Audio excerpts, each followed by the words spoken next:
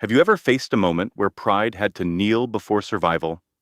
Imagine a mother, dust in her lungs, a baby in her arms, standing at the edge of a stranger's land with nothing to offer but her hands, and a single plea: would you let her in, or would you turn away? Now imagine the man at the door, a war-wounded rancher with a heart scarred deeper than his body, one arm left, a barn full of silence, and a memory that refuses to die. What happens when two broken souls meet where the prairie ends? What would you do if love returned in the shape of a scarf, soaked in memory and stitched in debt?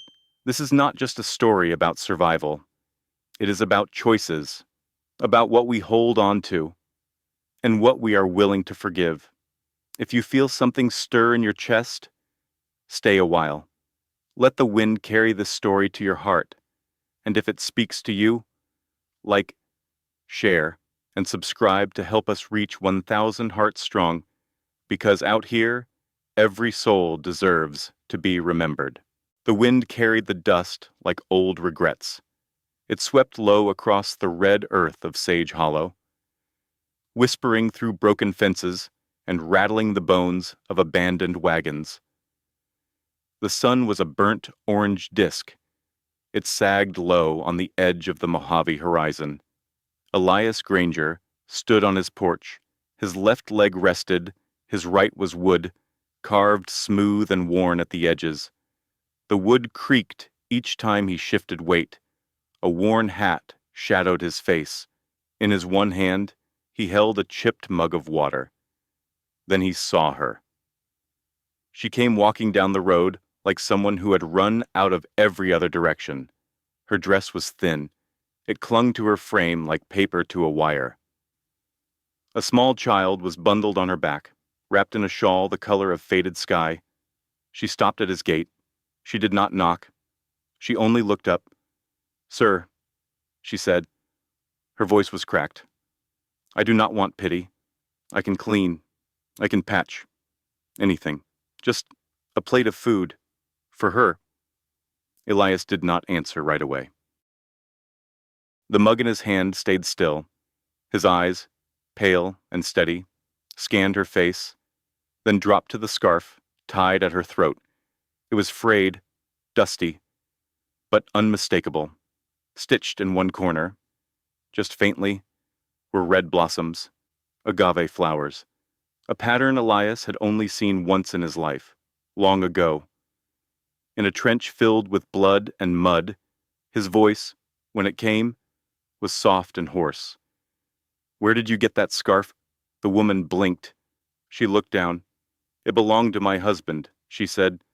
"What was his name, Tomas? Tomas Reyes?" The wind stopped, or maybe it just felt that way. Elias turned slowly, the mug tipped in his hand, water spilling into the dust. He walked to the door. His limp was slow but certain. "Come inside," he said. She hesitated. "Sir, I am not asking for kindness." "I know," Elias said. He opened the door and left it ajar. Inside the cabin, the air smelled of dry cedar and smoke. The floor creaked beneath their steps. There was little furniture, a cot, a stool, a stove that had not been lit since yesterday. He set a basin near the stove and poured water. Then, from a tin box, he broke a cornbread biscuit in half. The woman took it with both hands. She whispered, "Thank you." He did not respond. He only looked at the scarf again. That night, she and the child slept on a folded quilt by the hearth. Elias did not speak more. He sat by the window with his boot resting on the frame, watching, listening. There were no questions, but there were memories. Tomas Reyes. He had fire in his eyes, the kind of fire that made men follow, the kind that burned bright even in defeat. And that scarf. Tomas had wrapped it around Elias's thigh, long ago, in a place where gunsmoke had drowned the sky. "You are not dying here," Tomas had said. "Not next to me." Elias had never forgotten, and now, the woman at his gate. Her face was different, but the strength, the quiet steel, it was the same. As the fire crackled low, Elias whispered a name he had not said in 10 years. Thomas.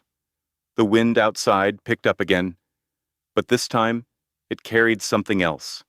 Not just dust, something returning, something unfinished. Morning came with no birdsong, only the low groan of the wind pushing against the dry walls of the cabin. The sun rose slow over the ridge, bathing Sage Hollow in gold that looked too tired to shine.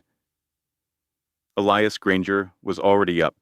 He moved quiet, careful, like a man who had learned to make the most of silence. He used his shoulder to nudge the stove door open, then fed in a few sticks of dry wood. His fingers were stiff, his knuckles swollen from years of work. The fire caught. He let it breathe. Across the room, Clara still slept. The girl, Eva, clung to her like a shadow. Her breath was shallow, her face pale, but she was warm under the blanket. Elias made sure of that. He watched them for a moment, then turned back to the stove. Years ago, a different man had stood in that same cabin, younger, whole. The war had not yet taken his right leg. His hand did not shake then. His nights were not so quiet. Elias had not been born in Sage Hollow. He came west after the war. What was left of him, he found this piece of land, bought it with a soldier's pension and a gambler's luck. The barn was half built. The cabin had holes in the roof, but it was his. It was quiet. He liked that. The war had not ended for everyone. Some brought it home in their bones. Elias carried it in the space where his leg used to be, in the shape of a ghost limb that still burned at night. But the worst pain, it was not the leg, it was Thomas. He poured water into a tin cup. His eyes drifted to the saddlebag by the door. Inside it, wrapped in cloth, was a piece of paper, old, folded 4 times, stained. He had not opened it in years. He remembered the day it arrived. The letter came from a jail. Scribbled by a man who should not have been behind bars. Thomas had written only a few lines. A request, a name, a promise. Her name is Clara. He had written, if she comes looking, and if you are still breathing, you take care of her. That was all. Elias had carried the letter ever since. But Clara never came, until now. He sat down on the edge of the cot. His wooden leg made a hollow tap against the floor. He leaned forward, let the heat of the stove warm his hand. His other leg ached, the real one, the one that remembered running into cannon fire, through smoke so thick, men shouted names and heard no answer. That day in San Jacinto, everything changed. A piece of shrapnel tore through his thigh. Blood sprayed into the mud. His body hit the earth like a sack of stones. The noise faded. Then, Tomas was there, cursing in 2 languages, wrapping that scarf tight, whispering, "You are not dying here, not next to me." Elias had not spoken much since then, not because of the wound, but because no word ever seemed to matter more than those. That night, Thomas had carried him over the ridge, dragging a man heavier than himself, one hand gripping a rifle, the other holding Elias. Elias lived. Thomas did not. He had heard the news months later. Accused of smuggling, branded a traitor, hanged before trial. Elias wanted to scream, but instead, he packed his things, moved west, and never looked back, until now. A soft sound broke the silence, a cough, then a smaller voice. Water. It was Clara. She sat up slow, her eyes puffy, her voice low. Elias stood, walked to the stove, poured from the kettle. He handed her the cup without a word. She nodded, then turned to check Ava. She is warm, Clara said, more to herself than him. Thank God. Elias only nodded. He picked up his coat and stepped outside. The wind greeted him like an old friend. The barn leaned to one side. He made a note in his head. Rafters needed fixing. He limped across the yard. The sand shifted under his boot. His wooden leg left a deeper mark. He entered the barn, looked at the pitchfork, the saddle, the broken wheel from a wagon he never fixed. Then he sat on the stump near the door. He looked down at his hand, at the space where his leg once was. And for the first time in many years, he felt something shift inside him. Not pain, not guilt. Something else.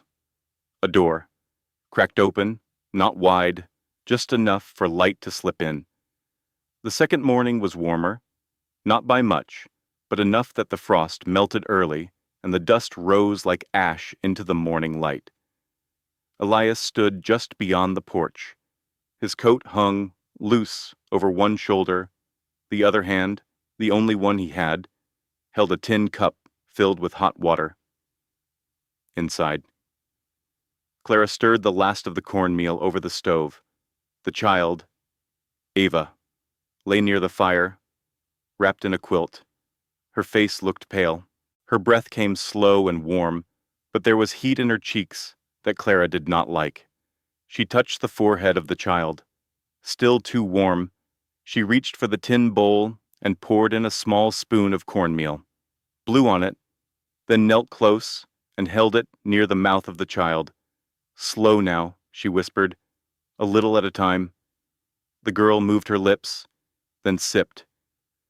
Clara sat back, one hand holding the spoon, the other rested on her lap. The cabin was quiet, still, no voices, only the soft crackle of firewood and the wind pressing gently against the outer wall. She had not cried in over a year, not even when the officer handed her the scarf. Not when they buried an empty box with his name on it, but now, in this place, with this silence. The tears rose. Not loud tears, not desperate ones, just soft, quiet, heavy enough to sting, but not fall. Elias came in through the open door. He looked at the stove, then at the girl. She drank some. Clara said. He nodded once. Then walked to the basin, washed his hand, and opened a small tin from the shelf. Salt, he said. Use what you need. Clara blinked, then gave a small nod. He poured another cup of water from the kettle and handed it to her. Their hands brushed, barely. She looked up, but he was already walking away. Thank you, she said. He said nothing. Just stepped outside again. Later that day, Clara found herself standing at the edge of the barn. The pitchfork leaned against the wall. Dust and hay mixed with dry leaves from the open rafters. The smell of time was thick in the air. Elias stood at the gate, hammer in one hand. He drove nails with slow, even strikes. His movement was not fast, but it was not weak. He braced the wood with his knee, held the nail between his teeth, and worked in silence. Clara picked up the pitchfork. She began with the nearest stall. One pile, then another, swept the floor, cleared cobwebs, patched a tear in the canvas near the window. Her back ached, her arms burned, but she kept going. The sun reached high, then began to lower. Elias brought water. He placed it by the door. He did not speak. She did not expect him to. That night, the heat returned to the skin of Eva. Clara woke to the sound of coughing. She lit the stove again, moved quickly to make something warm, but the child turned her head away. Clara sat beside her, whispering gently. Elias entered the cabin without knocking. He moved with quiet steps. In his hand was a chipped mug, filled with steam. He placed it beside the quilt, near the girl. Clara looked up. I used the last of your lard, she said. He nodded, then left. No anger, no words, only presence. She sat with the child for hours, held her, brushed back the hair from her face. Her hands trembled, but she did not cry. When Eva finally slept, Clara stepped out onto the porch. The stars were few, the moon was thin. Elias sat near the post, sharpening a blade with even strokes. The sound was steady, soft. She sat too, not close, but not far. She is all I have left, Clara said. He kept sharpening. She reminds me of him. Still, he said nothing. Then, she has your eyes, Elias said. Clara turned her head, but her spirit, he added. The fire, that is Thomas. The silence between them shifted, from distance to recognition, from fear to quiet understanding. Clara looked down at her hands, then at the scarf around her neck. It was the last thing Thomas wore. He tied it the day he left. She had never removed it since. Do you believe in second chances, she asked. Elias paused. The stone left the blade for a moment. I believe, he said slowly, in not wasting the ones we get. That was all, but somehow, it was enough. The wind shifted that evening. It carried the scent of sagebrush and old smoke, not the kind from a kitchen stove, the kind that came from memory, from places that burned and never cooled. Clara sat by the hearth. Eva was asleep again. Her head rested against the lap of her mother. One hand clutched a corner of the quilt. The scarf was still around the neck of Clara, faded, worn thin at the edges, but its red stitching caught the firelight like blood soaked into linen. Elias sat across the room. His leg rested on a wooden stool. In his hand, a dull knife and whetstone. Clara looked at him. Do you want to know how he died, she asked. Elias did not answer, but he did not say no either. She took that as enough. He was not a smuggler. She began. They said he moved goods across the border, but that is not true. Her voice stayed low, firm. He helped families, mothers, children, ones who had no papers, no place to go. Elias looked into the fire. He gave away food, carried water through the dry flats. Once, he carried a baby across the river. Her voice cracked. The mother had drowned. She paused. He tried to explain, but they did not listen. A long silence. They hung him 2 days later. She finished. The crackle of the fire filled the room. Elias said nothing. He reached slowly behind the stove and pulled a tin box from the corner shelf. He opened it. Inside was a letter, folded, yellowed by time. Clara watched him carefully. He held it out. She took it with both hands.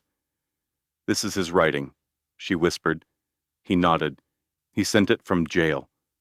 Her fingers shook as she opened it. She read each word as if it were breath, each line a voice that had not spoken in years. She did not cry, but her eyes no longer blinked. When she finished, she folded it slowly, pressed it to her chest.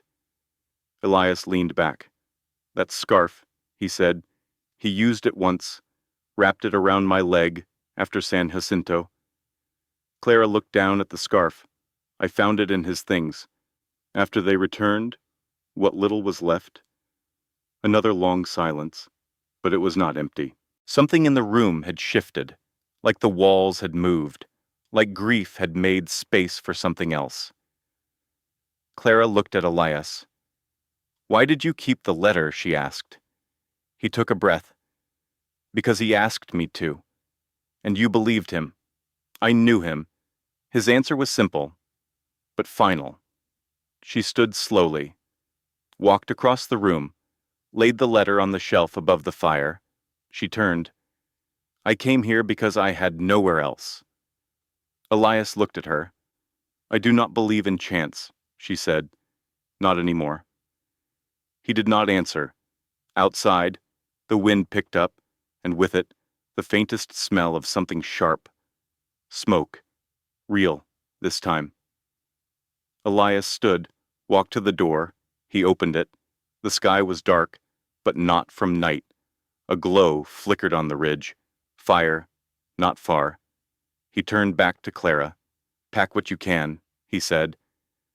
She did not ask questions. She moved quickly, wrapped Eva in the blanket, grabbed the scarf, the letter.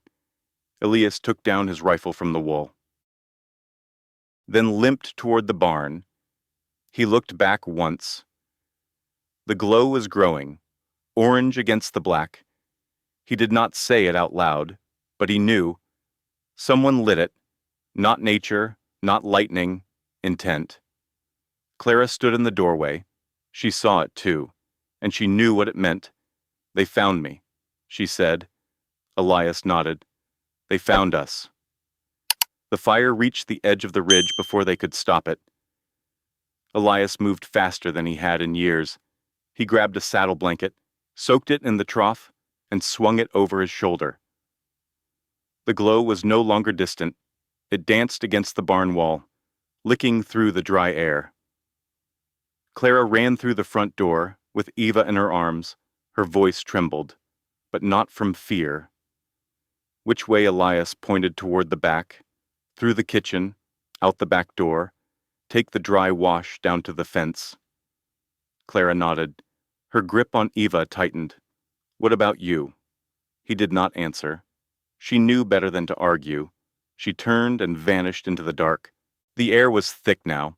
Smoke twisted around the porch posts like black vines.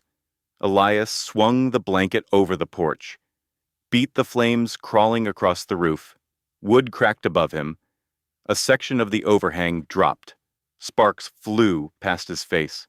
He ducked, cursed under his breath, then threw the blanket again. He knew it was no use. The fire had found dry kindling. Too many years of silence, too much pain soaked into the walls. Still, he tried, until the smoke choked him back. He turned, coughing, and stumbled toward the path Clara had taken. The night swallowed him, behind him. The cabin hissed and roared, like something alive. He found Clara near the fence line. She had covered Eva with her shawl. The child was coughing, but her eyes were open. Clara looked up. The house, Elias, shook his head. Just once. No. She closed her eyes. 1 second.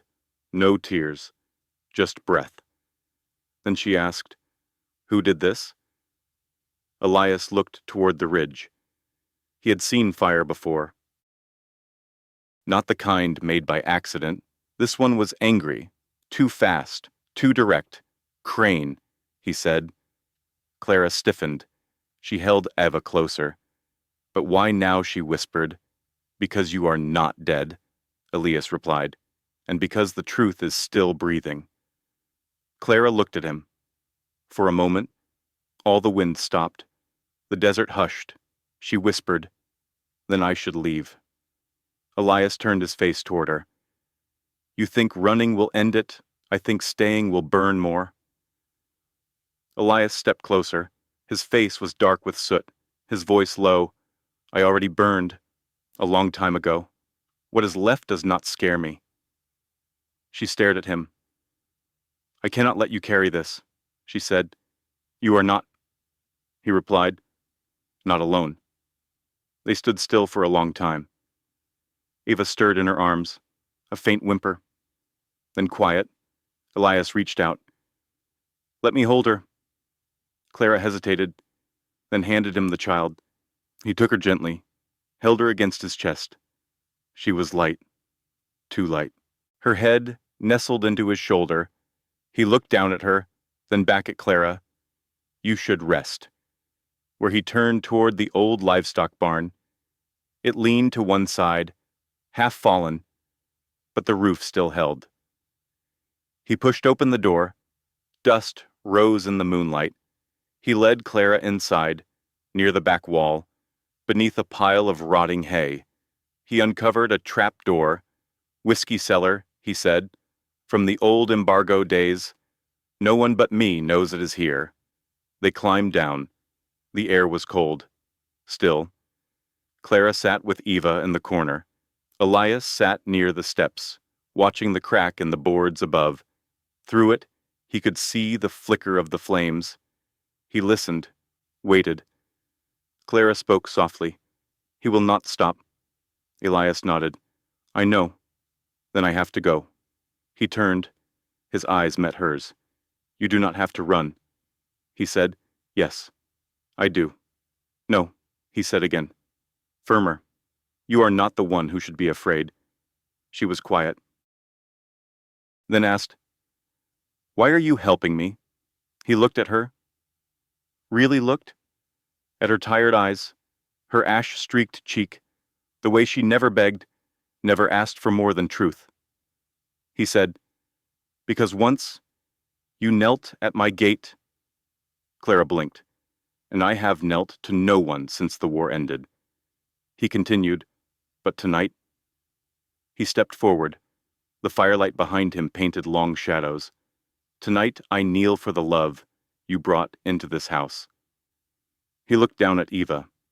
"For the memory of the man who saved my life?" Then at Clara. "And for the kind of strength that does not ask to be seen." He dropped slowly to one knee, the same knee Thomas once braced in the mud. "I may only have one leg," he said, "but I will stand between you and the fire as long as I breathe." Clara covered her mouth, not to hide pain, but to hold back the flood inside her. She said nothing, only nodded. That night, they stayed in the cellar. The fire burned above them, ate through wood and memory, but they did not move. They stayed in silence, together.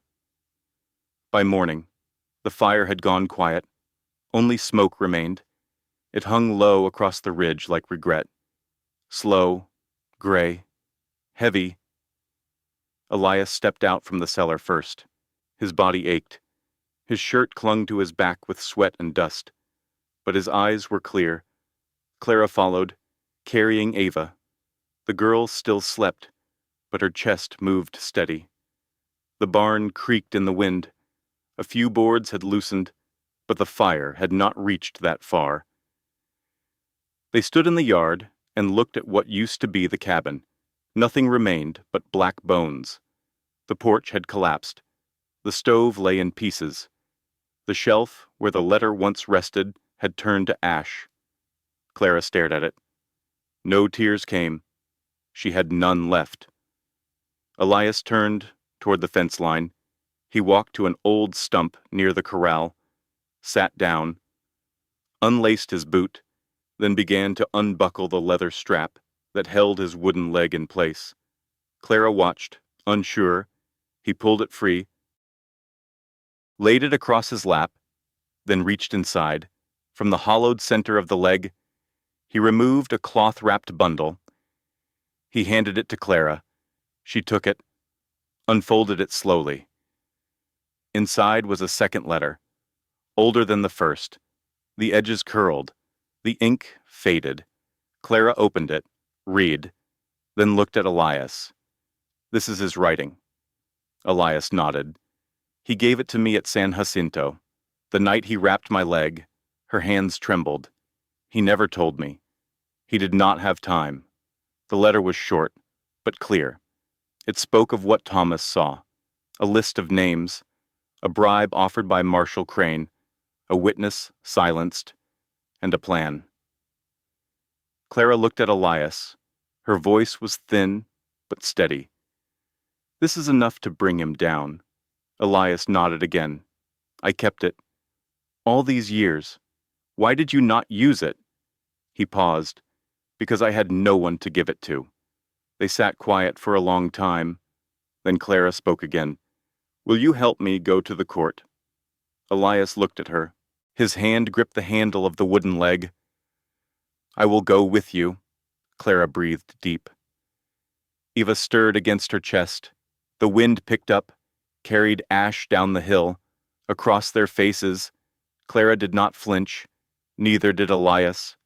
They packed what little they had left into a wagon, a few tools, a flask of water, the scarf, the letters, a quilt. Clara tied the shawl around Ava, gently, then climbed up beside Elias. The road to town was dry and narrow. It cut through brittle grass and sunburnt earth. No birds, no cattle, only silence. After a while, Clara spoke. You could have turned us away, I know. You could have stayed out of this, I know. She looked at him. Why did you not? He kept his eyes on the road, then said softly, because I buried a promise a long time ago, and now it has found its way back. They rode on. The sky grew pale. The courthouse was still half a day away, but it waited, like something old. Like something that had been waiting longer than both of them. The courthouse in Dustwater sat at the end of a gravel path lined with dry yucca. Its roof sagged, the paint peeled like old skin, but inside, the air was tense, watchful. Elias and Clara arrived just past noon. They stepped down from the wagon. Clara wore the scarf, red thread, agave blossoms. Eva slept in her arms, wrapped in the last quilt that had not burned. A few people stood on the porch, eyes squinted. Whispers passed from mouth to mouth. Elias walked beside Clara. His wooden leg tapped sharp against the steps. Inside, the benches were full. Sweat-stained hats. Faces that had known both drought and gunpowder. The judge sat behind a cracked desk, his robe dusty, his eyes sharp. Marshal Crane stood to the left, tall, clean, confident. He held his hat in one hand, his mouth curled at the corners. Clara and Elias took their place on the right. The judge called for silence. What do you bring before this court? He asked. Clara stood. Her voice shook once, then held. I bring truth, she said, and the name of a man who was killed for doing what was right. The judge nodded. Speak your piece, Clara told them. She told them about Thomas. About the day he left, about the families he helped, the food he gave, the river crossing. She told them what he never took, that he never asked for payment, only to keep people safe. She told them about the rope, about the sound it made, about the man who signed the paper. She pointed at Crane. He knew. He ordered it. He smiled when the rope dropped. Crane's lawyer stood. Objection, he barked. No proof, only grief. The judge raised a hand. Let her finish. Clara pulled the letter from her shawl. This is his writing, she said. She handed it to the bailiff. The judge read it slowly, his brow furrowed. He passed it to the clerk. This matches previous military records, he said. He looked at Crane. Do you deny this is your signature? Crane said nothing. The crowd shifted. Elias rose. He stepped forward, held up the second letter. I carried this for 10 years, he said. His voice was low, but the weight never left. He handed the letter to the judge. This was written before the war ended. It names Crane, names the men he paid, names the reason Thomas Reyes died. The judge read. The courtroom fell still. Only the flies dared to move. Finally, the judge leaned back. This court finds cause. He looked at Crane. You will be held for trial. Crane laughed. Loud, dry. You think words on paper will hold me, he shouted. You think this will change what was done? The judge slammed his gavel, once, then twice. Enough. Crane turned to the crowd. This man, he pointed at Elias, is a cripple who hides behind ghosts. He turned to Clara. And this woman, she was never meant to survive. Clara stood, her eyes locked on his. I did not survive, she said. I lived, and I brought the truth with me. The room went quiet. Crane's lawyer whispered in his ear. Crane froze, then sat down hard. The judge turned to the bailiff. Take him into custody. The room breathed again. Elias stepped back to Clara. He said nothing, but he rested his hand on her shoulder. Strong, steady. People began to rise, some in silence, some with nods. One woman wiped her eye. Outside, the wind had picked up again. Ash still floated in the air, but now it felt lighter, like something had shifted, something old, finally released. The cell in Dustwater Jail was small, just stone and iron. No window, no comfort. Marshall Crane sat alone. His boots tapped once, then stilled. The law had not changed, but the wind had. The town moved on without him. Outside the jailhouse, Elias stood with arms folded. Clara stood beside him, holding the hand of Eva. They did not speak. The silence was full, not heavy. Just real. The sheriff stepped out. He asked to see her. He said, "Before the rope." Elias looked at Clara. "You do not owe him anything." She nodded. "I know. That is why I can go." She stepped through the door. Inside, the light was dim. Crane sat on the cot like a man who still expected the world to wait. His smile curled, thin, rotten. "Well," he said, "you clean up nice." Clara said nothing. Crane leaned forward. "You think this is justice? You think a piece of paper brings back the dead?" His voice dropped. "You should have burned with him." Clara blinked once. "You were never supposed to crawl out of that fire," he hissed. "But you did. Like a snake." Still. She said nothing. Crane leaned back. I watched him twitch, he said. Watched his boots scrape the dirt. That sound. It was sweet. Clara turned and walked out. Elias waited near the steps. When she passed him, she nodded once. No tears, no tremble. Only clarity. Crane called out behind her. "Granger, you still limping with that leg?" Elias turned, not fast, but steady. "You remember Thomas Reyes?" he asked. Crane grinned. "I do. That brown fool thought he could out-talk a bullet." Elias stepped forward. His voice stayed calm. "You killed my friend. You tried to kill the woman I now stand beside." Crane opened his mouth, but nothing came out. Elias continued. "You will choke on that rope, but it will not be justice you feel. It will be every soul you silenced." Then he turned and walked away. The door closed behind them, and Crane was left in the dark. That night, the gallows creaked in the wind. Crane did not cry, did not beg.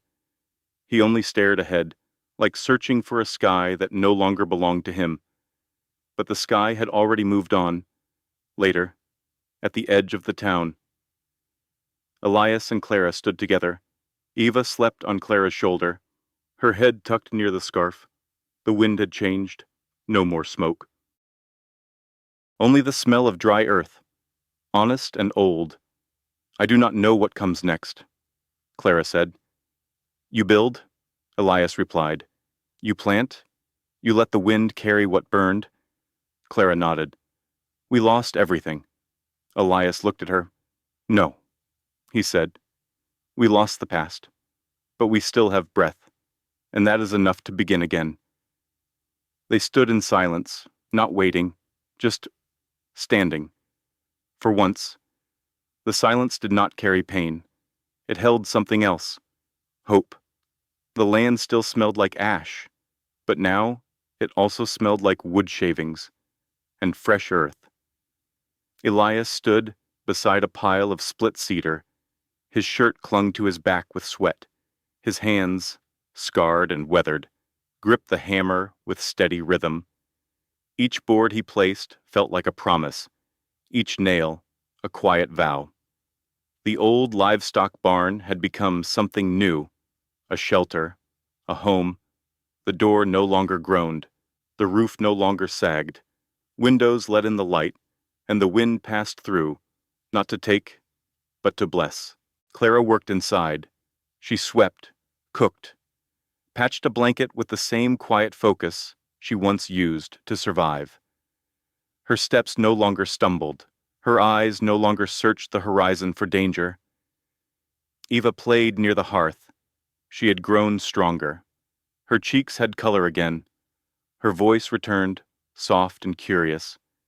One afternoon, Elias sat on the porch, carving wood with his pocket knife. Eva came out, dragging a piece of cloth. She held it up. "What is this?" she asked. Elias looked. It was an old scarf, not the one from Thomas. A new one, plain, untouched, something to make your own, he said. She sat beside him. "Teach me to stitch," she said. Elias smiled. "I am no good at that," he said. "Ask your mama." Clara appeared in the doorway. She leaned against the frame. "She wants to add flowers," she said, "like the ones on the scarf." Elias nodded. "Then we show her how." That night, Clara brought out a tin box filled with thread, red, yellow, white. Eva chose red. Her fingers fumbled. The needle pricked her thumb once. She winced, then laughed. Clara guided her hand. One loop, one pull, one petal. Elias watched from his chair by the fire. He said nothing, but his eyes softened. Later, when Eva went to sleep, Clara sat beside Elias. She held the scarf in her lap. "One stitch at a time," she said. Elias nodded. "That is how we rebuild anything." She looked at him. "You built this place from ruin." "You helped," he said. "I would not have known how," she replied. "You knew how to stay," Elias said. "And sometimes, that is harder." The fire cracked. Eva stirred once in her sleep. Clara looked down. "Do you think she will remember all this?" Elias leaned forward. "She will remember what mattered. She will remember the scarf, the stories, the quiet, the way your hand felt in hers." Clara smiled, not wide, but whole, the next day. Elias sat with Eva in the shade of the porch. He handed her a small piece of soft wood and a stick of charcoal. "Do you know how to write your name?" he asked. Eva looked at him. She shook her head. "That is all right," he said. "We will start with your mama's." He carved it into the wood. C-L-A-R-A. He said each letter slowly. Eva repeated. She traced them in the dirt, crooked at first, then clearer. "Now yours." Elias said, E-V-A. She beamed. Clara watched from the doorway. Her hand rested on her heart. The wind tugged at her apron, but for once, it felt like a blessing. A year passed, maybe 2. Time moved different in the desert. Elias never marked the days, but he remembered the feel of each morning, the sound of the wind through clean rafters, the scent of cornbread drifting from the kitchen. They named the place Red Dust Road. It was not a ranch, not a saloon, just a house with open doors. People began to stop by. Drifters, travelers, mothers with tired feet, soldiers with silent eyes. Some stayed for a night, some for a week. Clara welcomed them. She served coffee with steady hands, told stories while she stirred the pot, spoke of a man who crossed rivers with no weapon but hope, a man who gave bread when he had none to spare. She never said the name Tomas aloud, but they heard it anyway. Eva played in the dirt near the steps. Her scarf fluttered behind her like a red flag in the sun. She had grown. Her voice was bright now, her steps sure. Elias built her a swing from old rope and a beam that once belonged to the ruined barn. Every morning, she came out barefoot. Every evening, she fell asleep with dust on her feet and peace in her chest. One night, as the sun melted into the hills, Clara stood in the doorway. Her apron hung loose. Her hands smelled like fresh dough. She looked out and saw Elias sitting on the steps. His eyes followed Eva, who chased a butterfly through the grass. I used to think I lost everything when I lost my leg, he said. She stepped beside him. But I was wrong, he added. I lost a piece of myself, but I found a whole family. Clara smiled, soft. Still, I once knelt at your gate, she said, begging for a plate of food. Elias looked up at her. I never expected to be given a life, she said. He reached for her hand, held it in his. Not tight, just enough. The wind brushed past them, gentle, warm, in the distance. Eva laughed. Her scarf caught the light, red and gold, like fire reborn. And in that still moment between memory and breath, the world felt whole. Some wounds are easy to see, others hide in the quiet places, in the way someone walks, or does not speak, or stares too long at the fire. This story is about more than a barn, more than war. It is about healing. Elias had one arm, Clara had no home, Eva had no father. But together, they built something from almost nothing. Sometimes, life gives you ruin, ash, silence. But from that silence, you can plant a seed. You can build again, not the same, but stronger in a different way. The story of Elias and Clara reminds us that kindness is never small, that showing up for someone, even just once, can change everything. It teaches us that justice may take time, but truth carries weight. And most of all, that love does not vanish with fire or loss. It lingers. It rebuilds. It becomes the thread that holds us together when the world comes undone. So, if you carry sorrow, know this: you are not alone, and it is never too late to begin again. Thank you for listening to this story. If it touched your heart, please like the video. Share it with someone who needs a little hope today. And subscribe to the channel to help us reach 1,000 hearts strong. Every click helps these stories travel farther, because out here, every voice deserves to be heard.